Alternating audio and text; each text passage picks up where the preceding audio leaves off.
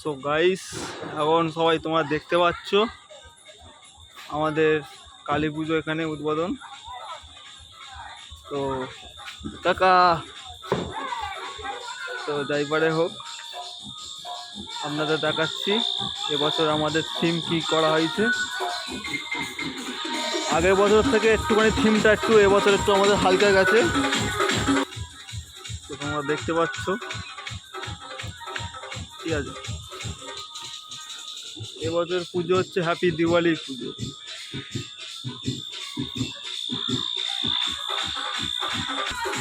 আমাদের গেট, দেবালয়, এই আমাদের পুজো মণ্ডপ তোমরা দেখতে পাচ্ছ।